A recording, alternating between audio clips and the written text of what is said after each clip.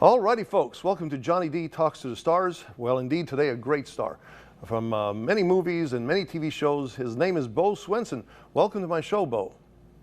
Hey, thank you for having me. Well, indeed, Bo, it's going to be an interesting time to talk to you because, I mean, you're one of the great stars here that I've had on this show. First of all, tell us how you got into this business. Well, I've just gotten out of the Marine Corps and I needed some more civilian clothes. I was wearing a baby blue, I forget if it was an Angora or whatever, sweater, cardigan. And I'm in the men's shop and a tall guy came over and said, hey, where do you get that thing? And that cardigan. I said, oh, I got it in Hong Kong. Oh. I said, why, do you like it? And he said, yeah, it's beautiful, man. I said, okay, here. I took it off and I gave it to him. I said, here. No. He said, I can't take it. He said, then he asked me, what do I do for a living? I said, I just got out of the Marine Corps, actually out of the VA hospital. And so he says, well, would you like a job?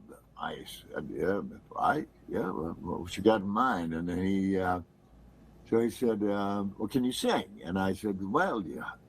So I sang the opening of the Marine Corps hymn, from the halls of Montezuma to the shores of Tripoli, blah, blah, blah. And he said, okay, good enough, man. Come down to the Coconut Grove Playhouse, 9 o'clock Monday morning, you got yourself a job. And I did. And so I was in the chorus of a revival of the South Pacific. And wow, man, $97.50 a week. And all the girls I could kiss. So that was it. So then I thought, hey, man, showbiz, maybe it's not such a bad trip after all. So I then decided, okay, I'm going to find out a little more about this acting thing. I did good or well in the musical, but I hitchhiked to New York and started. I heard acting schools. That's a thing to do, and I went to some acting schools, and I learned real quick, man. That's acting school, man. That was not for me. It's sort of a glorified dating service. I don't mind the dating service part, but I do mind the pretentiousness of the actors. Oh yes, I'm an actor. Yeah. So, but I ended up getting the lead in a play in the village, Greenwich Village, in a theater called Circle in the Square. And while we were rehearsing, George C. Scott, the great actor, he was doing Trojan Women.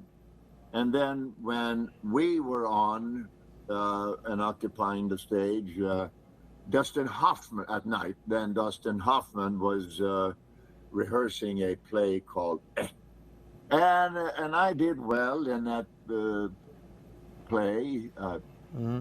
My character's name was Harry the Greek.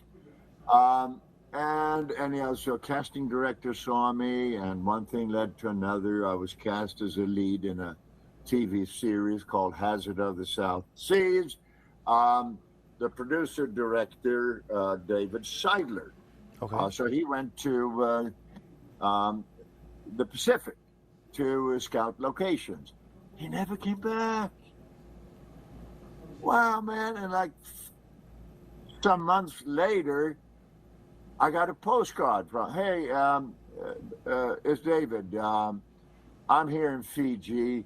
Found a girl getting married, so cancel all plans regarding Hazard of the South Seas. What? I went from starring role back to unemployment. Anyhow, so the same casting director, she cast me in something else, and then that's how it's been going, one thing after another. And I'm grateful to have had, going back in time, I was born in Sweden. and I'd seen a whole bunch of movies, you know, iconic Americana, and so I felt, you know, America, man, that's the place. Oh, got to go there. So when I was 17, I woke my mother up. She was a big orchestra, big band leader, Okay. and yeah, and so she came home real late, and then I was awake and I listened and I heard her go. Okay, then she went to bed, and I was the only child. My mother and father had divorced before I was one, so I heard her go to bed, and I waited a bit, and then I went in. Oh, woke her up. I said, "Hey, Mom, you know, please sign here." But what is it? I said, "Oh, it's something. Come on, I'm late. I'm late. You gotta catch the streetcar." Oh, okay. So she signed. Those were my immigration papers. And a while after that, I told her. I said, "You know, I'm tomorrow. I'm leaving for America." What? Yeah, I said, "I'm leaving for America tomorrow." Wow. Well, how? And I said, "Well, yeah, they accepted me as an immigrant, and well, but how are you going to get there?" I said, "Oh, well, you know, I've been working since I was 11. I've been working as a filleter in the fish harbor. So I would get up 4 o'clock, 4:30 in the morning, go down to the fish harbor where I was filleting fish, and then go to school. So I'd saved some money, and bingo, and there you have it. That's how I ended up in America, and then joined the Marine Corps. And then after the musical, New York, and this and that, and then television, then Hollywood. Sure. Yeah, and yeah. Well, who are some of the stars that you looked up to? I mean, you said you watched a lot of Americana films back in Sweden, and who did you look up to in that time? Huge personality deflect I have. I don't look up to anyone. I being in the Marine Corps, man, where at times you got 70, 80 guys using the same urinals and the same toilets. That sort of takes the charisma off the personality glory or whatever. Because I really, hey man, we're all the same. And I met some people who were really quite accomplished. President Clinton, and then around the world, I met world leaders. Slobodan Milosevic was just what a tremendous he was. And Radovan Karadzic. Those are the two people who caused the disintegration of Yugoslavia. So it's now all broken up. And I met, you know, big people. Of course, I've worked with, I co-starred with Redford. I replaced Paul Newman in that movie.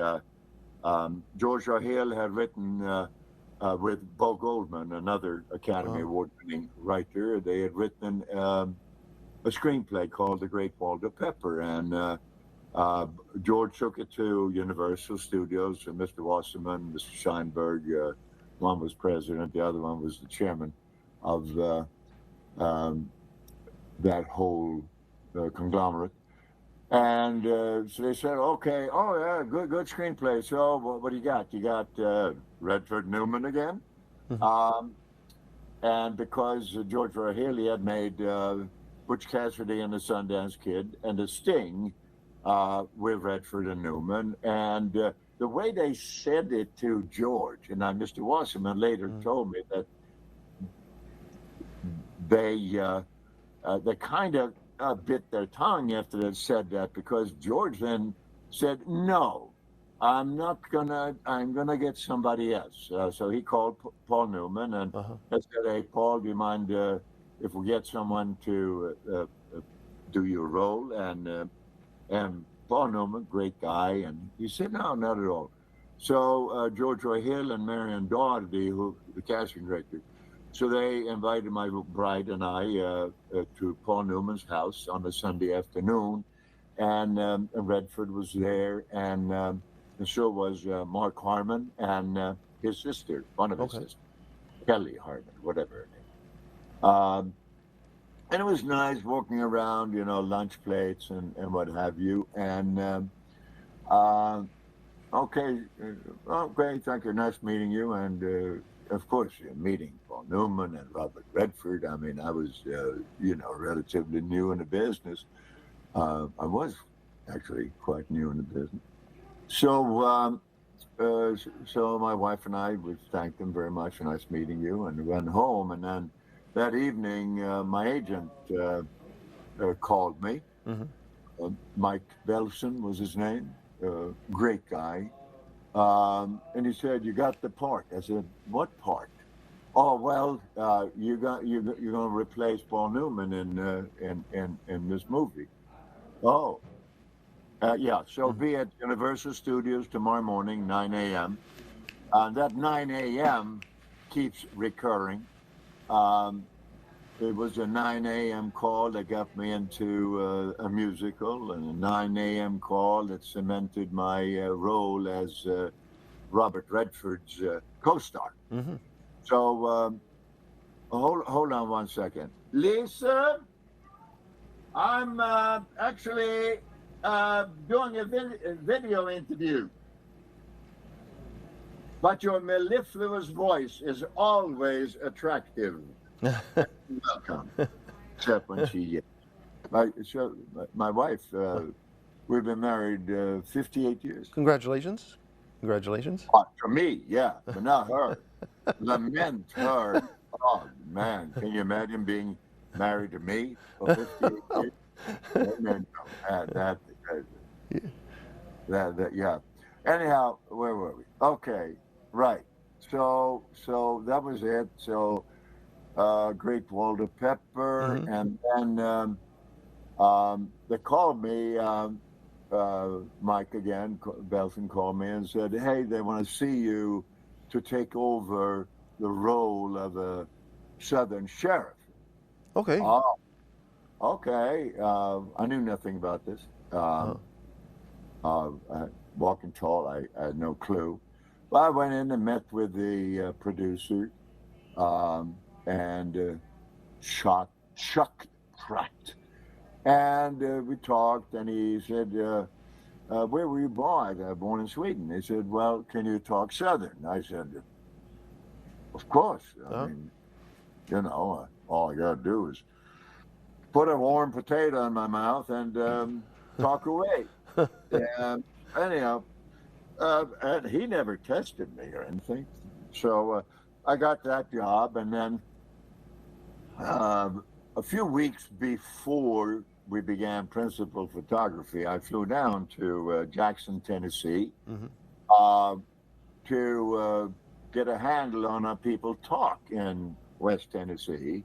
And I suppose I have a fairly good ear for stuff. And so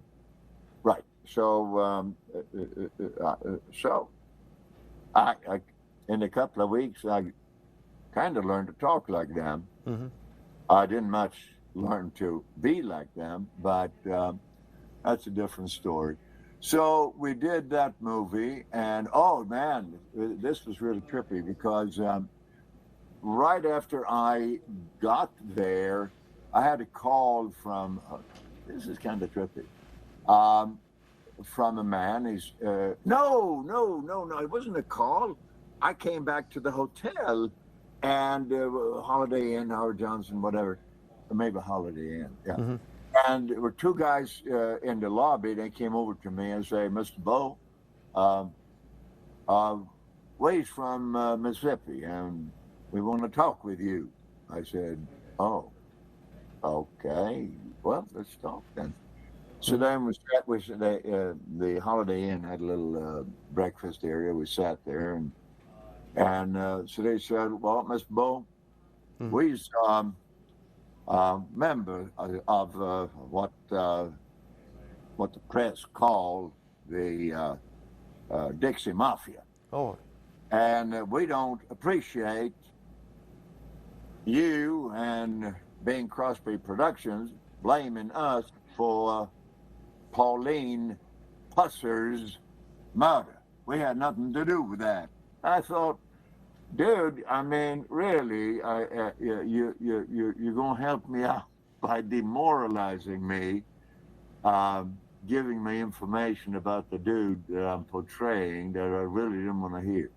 Anyhow, then about 5 months ago, I got words from friends in West Tennessee that they were exhuming Pauline Pusser because the rumor had then gotten so loud that TBI and others felt the need to exhume Pauline Pusser to find out what evidence there might be, and there was talk about DNA. I was saying, man, come on, DNA after 50 years? Well, maybe, but you know, they were married, so I don't know what they were hoping to find. But they've exhumed her. I haven't paid any attention to any findings, whatever, but that's, I suppose, since your much of your audience is down there and in the South, you might find these facts interesting. indeed, indeed. It sounds like, yeah, you had a pretty good background on what happened there back in the old days, and you've also followed it with the story today. To switch over a little bit to another subject, I hear that you're a black belt in judo. I am. I'm a 5th degree black belt in judo, and I also have I have some high-ranking black belts and also in other martial arts. Yeah. And well, and what is for your future? What do you still have plans to do? More movies and TV shows, or just relax? Absolutely. Oh yeah, man. I'm a gun for hire. But really, what I enjoy more is I like teaching. I've given seminars actually all over the world about what's required for success in Hollywood, and I've done that in Japan, Rome, Berlin, Stockholm, Buenos Aires, Tokyo, right. So I do that. I really, really like being of use to as many people as possible with what I know. It's a very selfish endeavor because it helps validate me and whatever accomplishments I may have, my knowledge. The more people I can help get ahead in life,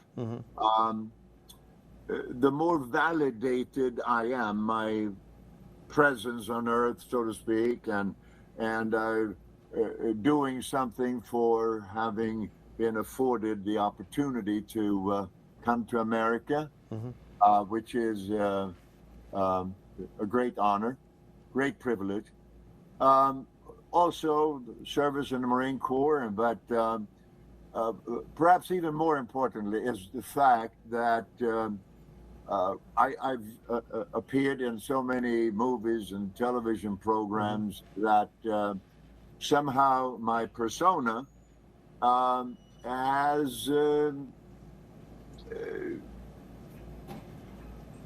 well, benefited others, whether they laughed at me and, if they hear this interview, they'll really laugh. But I really, really, man, I like to be of benefit to as many people as possible with what I know. So I'm interested in universities because oftentimes while they have very good lecturers, very good instructors and professors. Very few of them have my experience and my actual knowledge. So it makes me feel good, man, to visit these universities and have interact with students and have them ask questions. And I do a sort of acting and writing boot camp with them on weekends. And I really, really, really enjoy that. So if there are any universities around where you do your thing, I'm here to serve. All right, we got Ole Miss, we got Mississippi State, several other universities, and also for modern day movies. I mean, you've been in this business for many decades. I mean, the modern day. What do you think of the movies today? Are with all computer graphics and stuff like that? Do you think it's changed? No, come on, man, come on. It's absolutely awful. The value with better motion pictures and television is the authenticity, the visceral relationship between the filmmakers, what's on the screen, and the audience, so that there is a real connection, which is what created stardom. I directed Mickey Rooney, for instance, in a movie, and we talked about this. I said, "My Mickey, man, you're not even 5 foot." It's not true. He was 5'2", and I said, "So, what do you feel? Why did you become a star?" And he said, "People liked me," he said. And of course, that's true. We liked Tom Selleck and Robert Redford and Paul Newman and Clint Eastwood, who I also worked with, and many of the other real stars, man. But today, my wife watches Netflix and stuff like that, and what's streaming on. I can't believe it. I cannot believe the shallowness of the stories, but it's there. It's there for everyone to see, and I understand, and it's really it's the kind of fact that I would rather not have. The fact that Hulu and Amazon and Netflix, they have for some years now been managed by lawyers or accountants and business people. There's nothing wrong with being a lawyer, but some of the other business people running these networks, and I know, I wasn't there, but I know the talk was, we got a few years ago, we got this streaming thing now. We got to get a lot of product out there so we can get a lot of subscribers. And what do we got? Well, let's pay licensing fees to some good movies from the past, and maybe we can finance some good movies for now. But hey, guys, let's just turn out a bunch of movies and but if the stories aren't great, we're not going to get really great. It doesn't matter. Just get people there to say stuff and move. So there's sound and movement on the screen. No, those were not the exact words, but that's what brought on this slew of this slate of really, really inferior product on television. And that said, we still have people like Tom Cruise who is dedicated to providing as great a product as is possible. And Tom can afford, he don't care what the budget is, because he knows that whether he puts up the money or his studio puts up the money, money will be made. Yeah. What else? Well, I think it's great that you had. I mean, you've had a great career. I mean, all the way from the 1960s all the way to modern day. I mean, it's been great to have you here on the show and talk about all your insight in the history of television and movies and stuff. And I think it's great how you have great opinions about this. Well, yeah. Okay. Well, if you feel that way, thank you. No, I think it's great. It's nice to hear, fresh thoughts about what is happening and what's happened. John, for one thing, I'm authentic. No curly cues, man. I don't put on airs because I do feel whoever listens to me or sees me, I feel they deserve the best I have to offer, and so that's my focus. I think it's great. I think it's great, and I think I'll be afraid we're not gonna go there. But to ask you about politics, that would be a danger, right? Well, let's don't go there, right? Well, no, it's okay. If and when politicians are truly dedicated to serve the American people, I'm all for it. But when our politicians use that verbiage to get them into powerful positions so they can benefit themselves and their buddies, man, that angers me to no end, because no man, no woman should have the right to deceive the American people for their own personal gain or financial gain, whatever it is. It angers me. They don't have the right. The American people deserve better, because all around America, especially in rural America, men and women do their damn best to make a living, put food on the table, get their kids educated. They don't deserve to be lied to. They deserve better than what they are given. Anyhow, enough small talk. Thank you, John. Well, thank you.